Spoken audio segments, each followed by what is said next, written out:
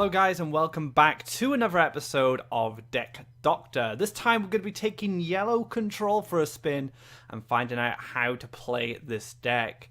I had some great feedback from you guys on my last Deck Doctor, the Day of the Dragon's Wish deck, and you guys are discussing cards, what replacements you would make. Faeria tree was a big discussion, as well as the cistern as well. So one thing I just want to say, if you guys have any ideas to make these decks better, or have any thoughts to make it better for a specific matchup, for example, by all means post in the comments, let us know, because I'm sure some of the other viewers would like alternatives for the deck in case certain things are not working out. So let's move on to yellow control. This deck has been a staple within the Faeria community for quite some time, having a lot of dominance within the meta game. About 2 to 3 months ago where we saw Sweety pilot this deck to a victory at the monthly cup and even get a second monthly cup under his belt shortly after. This is a very powerful deck. It's all about controlling the world, very much like the mono blue Deck Doctor we did back on episode 2 or 3, episode 3, I believe. And yeah, so you're going to want to control the wells, control the board, and use your great mobility options to get good trades or basically attack anything out of reach. So let's get into the deck, guys. We're going to start off with the creatures as usual. So the first creature in the list is something you should recognize from one of my previous Deck Doctor videos, and that was the Archers list. Well, now Yellow Control have started using the Windstorm Archer in its package, as the Windstorm Archer and Charger are great versatile creatures in yellow anyway, but they were first used within Control, and then they later went over to the Archer archetype, which uses the Orodrim Sagittarius as well. But Archer and Charger have great uses in this deck. They're just very great creatures that have a lot of reach. The Archer being able to pick stuff up from distance, the Windstorm Charger as well, being able to zip around the board. And of course the buffs from events really help in clearing enemy threats, but also pushing tremendous damage. These two cards can deal a lot of harm if they want to. And these cards also synergize with the mobility cards in the deck, which we'll talk about a little bit later. Coming up is Wind Soldier. Time and time again you see Wind Soldier appear in any kind of yellow list. Great removal, can double collect to reduce its cost and does 3 damage. And most of the time this will be enough to clear some of the creatures. But 4 health is starting to become a big thing in Faeria. So one thing to note as well, you can also use the Campfire from your Outland Ranger with the Wind Soldier if you want to just extend its damage a little bit to take out those pesky 4 health creatures. Up next we have the Air Elemental, a flyer, 4-2, not a great stat line really. 2 health is very dangerous in Faeria with all the Cypher's Wraths and Flame Burst and Soul Drains that are flying around. But the great thing about this card is it can fly, so it can go off and start harvesting for you. The 4 attack does very nicely against the 4 health creatures we're starting to see a lot. But also it gives you that additional desert. Now, to get this deck really rolling, you need the 5 deserts for the Windborn Champion, and this card will definitely help with that. Last but not least, one of the most popular cards in the game right now, especially for kind of mid-range decks, and that's the Outland Ranger. 3-2 body for 3 Faeria, just a very basic stat line. It also collects, it's neutral, so it can be played on any tile, but that Campfire is what really makes this card powerful. It allows you to make great trade-offs, allowing your creatures to survive, but it also has amazing synergy with the Windborn package within this deck. So let's take a look at the event cards next. So to start things off, we have Falcon Dive making an appearance. Now this card is really starting to show up in a lot of decks. Just given that extra 1 damage can be absolutely vital sometimes when trying to answer a creature on board, or maybe stop something from collecting next turn. And Falcon Dive is time and time again appearing in more decks. The same with the Outland Ranger.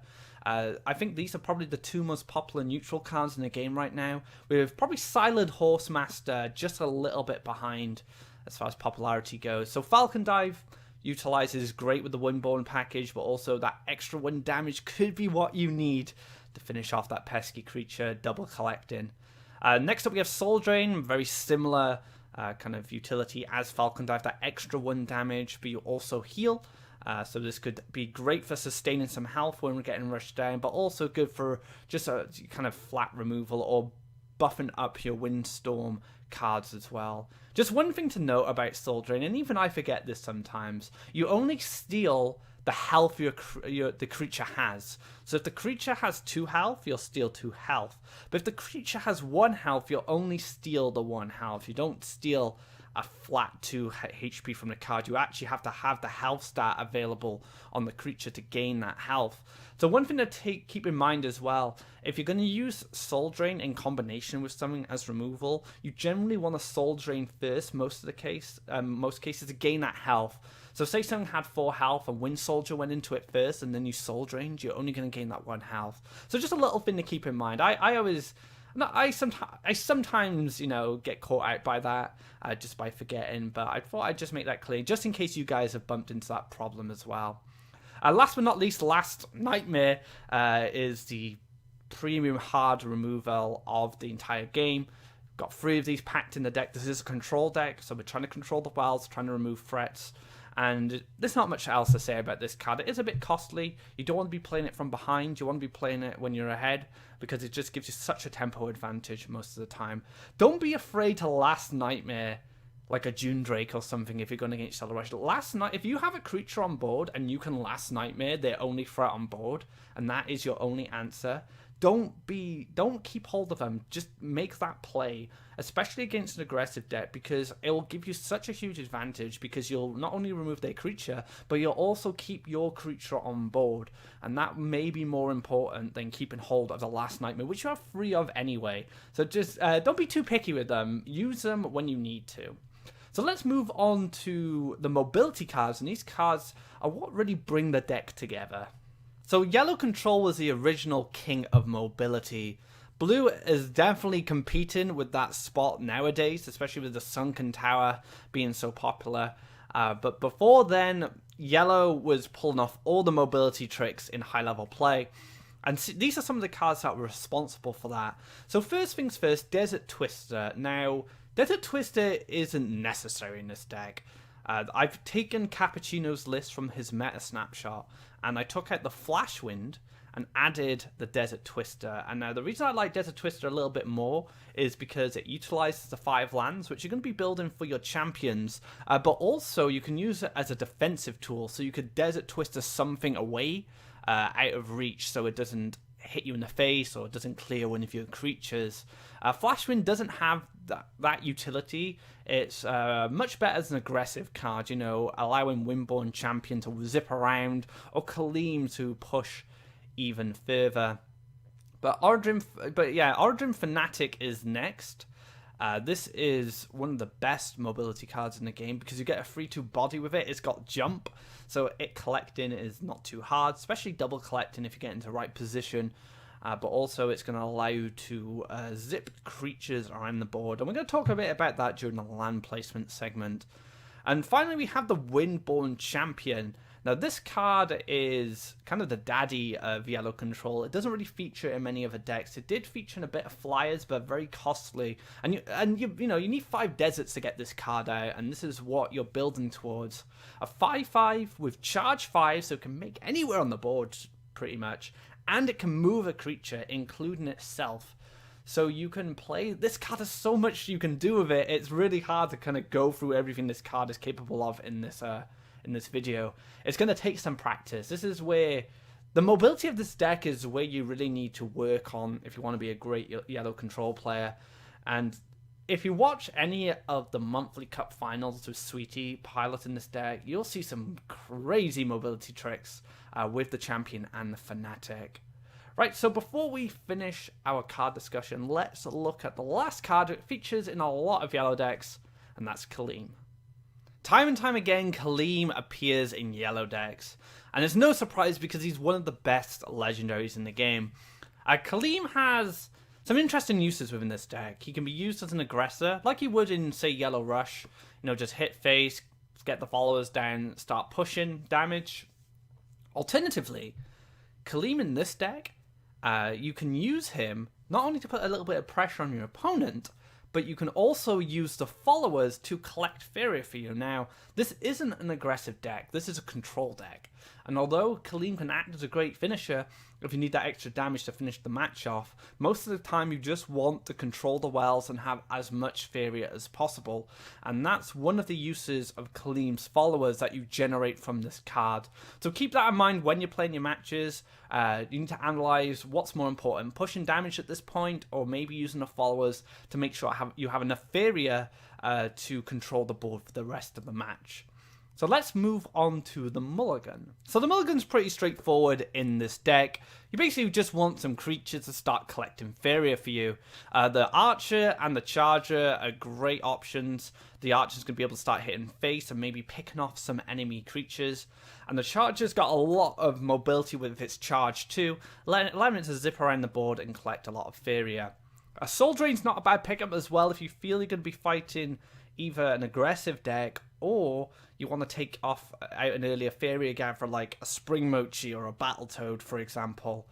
Air Elemental's not too bad either, a 4-2 to start things off, but also gets you that additional desert you might need for other cards in your hand. And finally, we have the Outland Ranger, which is a neutral, so you can and a free cost neutral will be able to play on turn 1, and it can definitely help you start gathering Faeria early, but also the Campfire can help you trade up or buff up one of your Windborne cards. So before we finish things off, let's talk about the land placement.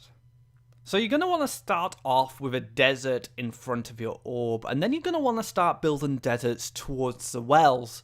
You don't have to go off in both directions straight away, but choose one direction that contests your opponent. You want to be challenging your opponent to make sure he gathers less Faeria than you, and that's the aim of the game of this deck. Just control the wells, and eventually you'll be able to push some damage with either a Windborne champion or maybe even Kaleem. Another thing to note as well, once you get to one of these sites, you can start using neutral tiles to extend the reach of your Windborne charges and as also your Orodrim Fanatics.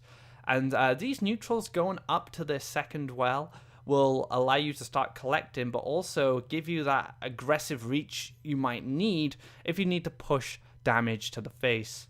Now, if you take a look at these arrows, this is the kind of pattern of movement that most yellow creatures take, especially your core creatures, which are going to be your Windstorm Chargers and your Fanatics. And as you can see here, the arrows move to collect, and that is going to be your main agenda whenever you take your turn. How much Faeria can you collect, and how can you remove your opponent's threats and stop them from collecting Faeria? Once you get 5 deserts, then you'll be able to use the Desert Twister as an offensive or a defensive tool, but also get down those Windborne champions, which will allow them to move around the board really efficiently. But also you can use their gift to move, say, a charger into a double collecting position. You can move your archer to kill something. So this is kind of a guideline to how you want to build your lands. What's most important for you is control the wells, and it's going to take some time and practice to learn how you adjust your lands to specific matchups.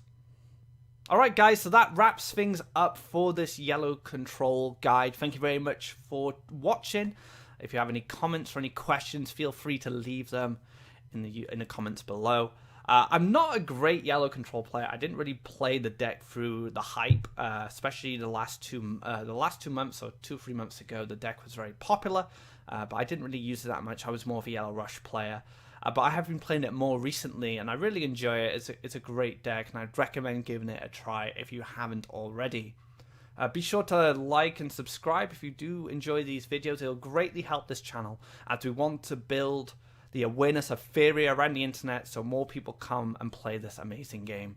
Be sure to watch me on Twitch as well at GhostTV_Faeria, where I stream from 1 PM CET every Tuesday to Friday. And yes, be sure to come and drop in, say hello, and get involved with the community there. Thanks again, guys. I hope you enjoyed this video. Look out for Deck Pilot to follow this, and I will see you next time. Take care. Have a great day.